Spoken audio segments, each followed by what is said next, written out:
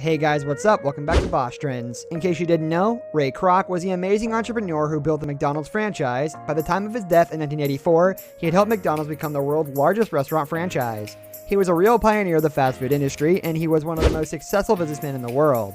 Number 1, a Ray Kroc short biography. It just so happens that I read about Ray Kroc, the entrepreneur of McDonald's, in my book, Become a Franchise Owner. The following is an excerpt from Chapter 2.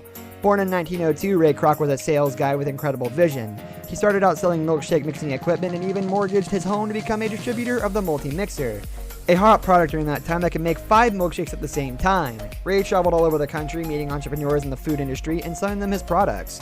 During his travels, he had heard about 2 brothers from California named Dick and Mac McDonald. The McDonald's owned a very busy hamburger strand, which they were using 8 Roy milkshake mixing machines simultaneously. Ray drove to California since he had to see this for himself. What he observed there was an assembly line-like system being used in, of all places, a restaurant. The McDonald brothers appeared to have this procedure of theirs down to the science. Ray had an epiphany after seeing this amazing restaurant operation firsthand. He envisioned these restaurants being built all over the country. As it happened, the McDonald's brothers happened to be looking for a franchising agent to sell franchises across the country, and as someone who'd been a salesman for the past 30 years, Ray Kroc was just the guy for the job. Number 2, doing the deal. Ray cemented a deal to be the McDonald's brothers' exclusive agent and started selling franchises. At the same time, he also opened the first duplicate of the McDonald's brothers' Californian restaurant in Des Plaines, Illinois. Ray saw something big in the making and tried to convince the brothers that they should start thinking bigger also. A few years later, the 3 owned multiple restaurants. However, Ray was the one who wanted to build the eateries into a true empire.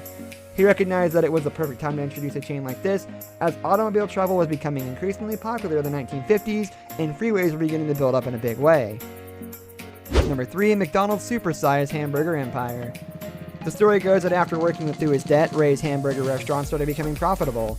Ray Kroc ended up building a franchise empire of epic proportions, supersized actually. Maybe it would help if I visualize the size of the business Ray created. Number 4, how did McDonald's take over the world? It is 1954. Ray Kroc is a failed traveling salesman.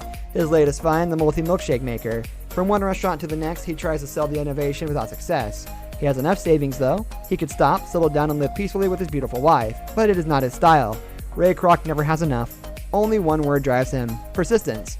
One day he learns from a successful place in San Bernardino, California.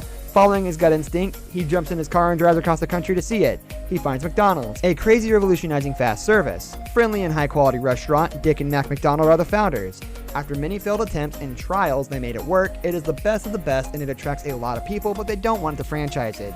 It would mean losing control of the quality. If their name is associated with something that is less than perfect, they don't care for it. McDonald's is not about profit. Ray still manages to convince them thanks to an ironclad contract. What happens next is absolutely unbelievable. Number 5, improving the cooking system.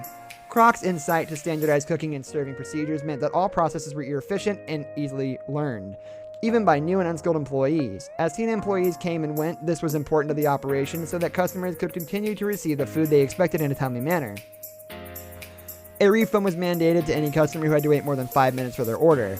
Kroc established a welcoming franchisee agreement so that he could increase his presence. He used the method of charging a 1.9% commission on a franchisee's sales rather than charging a large startup fee. Number 6, buying the San Diego Padres. In 1974, Kroc retired as CEO of McDonald's and, following his lifelong passion for baseball, bought the San Diego Padres baseball team. Although the Padres did not do very well, Kroc was a much-believed presence in the games, topping their previous attendance record by more than 350,000 in 1974. After one famously error-laden game against the Houston Astros, he used the stadium's public address system to tell the team's fans, "I suffer with you. I've never seen such stupid ball playing in my life." In 1979, Kroc handed off team operations to Ballard Smith, his son-in-law, but he remained the team owner until his death in 1984. As McDonald's became the biggest restaurant company in the world, savvy salesman Kroc continued to live his motto of providing customers with what they wanted. Kroc was chairman of McDonald's Corporation from 1968 until he passed away in 1984. Many McDonald's executives still adorn their offices with scrolls carrying Kroc's favorite inspirational quote: "Nothing in the world can take the place of persistence. Talent will not. Nothing is more common than unsuccessful men with talent. Genius will not. Unrewarded genius is almost a proverb. Education will not. The world is full of educated derelicts. Persistence and determination alone are omnipotent." This brings us into our video. I hope you enjoyed it. Hit a like if you did, and don't forget to subscribe to our channel so you don't miss out on any of our videos in the future. Also watch the 2 videos that are on your screen because I'm sure you'll love them. With that, I'll see you in the next video.